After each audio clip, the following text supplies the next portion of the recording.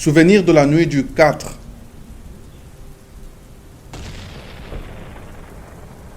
L'enfant avait reçu 2 balles dans la tête. Le logis était propre, humble, paisible, honnête. On voyait un rameau béni sur un portrait. Une vieille grand-mère était là, qui pleurait. Nous le déshabillions en silence. Sa bouche pâle s'ouvrait. La mort noyait son œil farouche. Ses bras pendants semblaient demander des appuis. Il avait dans sa poche une toupie en bruit. On pouvait mettre un doigt dans les trous de ses plaies. Avez-vous vu saigner la mûre dans le haie? Son crâne était couvert comme un bois qui se fend. L'aïeul regarda déshabiller l'enfant, disant « Comme il est blanc, approchez donc la lampe. Dieu, ses pauvres cheveux sont collés sur sa tempe. » Et quand ce fut fini, le prit sur ses genoux. La nuit était lugubre. On entendait des coups de fusil dans la rue, l'on en tuait d'autres.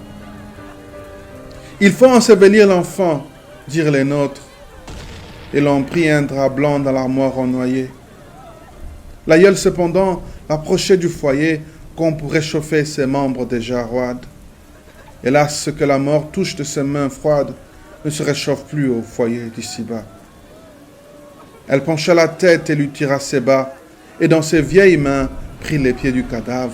« Est-ce que ce n'est pas une chose qui navre ?» cria-t-elle. « Monsieur, il n'avait pas 8 ans. Ses maîtres, il allait en classe, c'était content. Monsieur, quand il fallait que je fisse une lettre, c'est lui qui l'écrivait. Est-ce qu'on va se mettre à tuer les enfants maintenant? Ah mon Dieu, on est donc des brigands.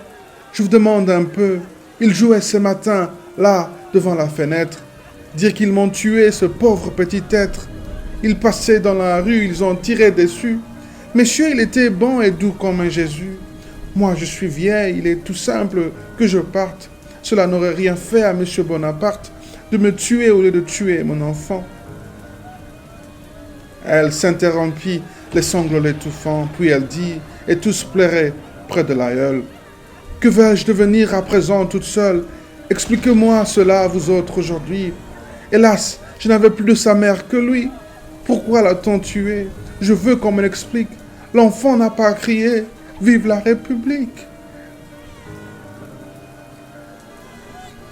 Nous nous taisions, debout et graves, chapeau bas, tremblants devant ce deuil qu'on ne console pas.